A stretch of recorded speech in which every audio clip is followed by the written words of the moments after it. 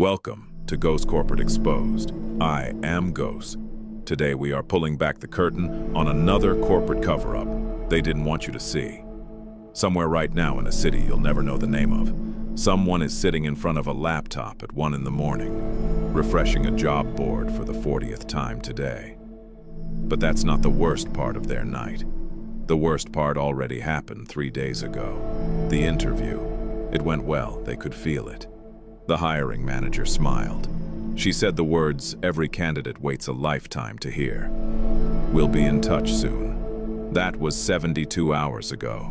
Since then, nothing. No email, no call, no rejection.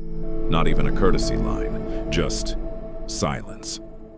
And here's what nobody tells you. That silence is not an accident. It is not an oversight. It is not someone forgetting to hit send on an email. It is a system, and it was designed this way, on purpose. Let me explain. Inside most companies, there is a quiet, unspoken rule that almost no candidate ever hears about. It is called the soft no. It means, if we are not going to hire you, we simply do not tell you.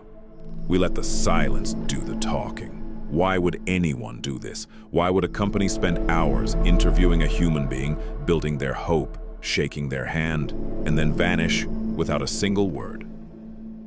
The answer is colder than you think. Legal teams in many companies actively discourage written rejections. Why? Because a rejection email is a paper trail, and a paper trail can become evidence. If a candidate later claims discrimination, age, gender, race, disability, a clear written rejection becomes something a lawyer can pick apart, sentence by sentence. So the safest move, legally speaking, is to say nothing at all. You read that correctly. Companies have learned that silence protects them more than honesty does. But it gets worse. Some recruiters are managing 30, 40, sometimes over 100 open requisitions at once. To them, you are not a person who took a day off work to interview. You are not someone who rehearsed answers in the mirror the night before. You are a row in a spreadsheet, and when a decision is made, that row is simply deleted. No notification required. No human follow-up expected. The system was never built to consider your weight, your hope, the way you checked your phone every 20 minutes for 3 straight days. And then there's the silence that is even more deliberate. The maybe candidates. You weren't the top choice, but you weren't bad either. So they keep you on ice, a backup, a safety net, in case their first choice negotiates too hard or backs out or fails a background check. They are not rejecting you. They are simply not committing to you, and they will let you sit in that uncertainty for as long as it benefits them. This is the part that should make you angry. Because somewhere right now there is a person checking their email obsessively, losing sleep, questioning their own worth, wondering what they said wrong in that interview, when the truth is, they may have done nothing wrong at all. The silence isn't a verdict on your talent. It isn't proof that you weren't good enough. It is, more often than people realize, a company protecting itself, managing risk, and treating human beings like inventory. You are not paranoid for noticing this pattern. You are not too sensitive for feeling hurt by it. You are reacting like any reasonable person would, to a system that was never designed with your dignity in mind.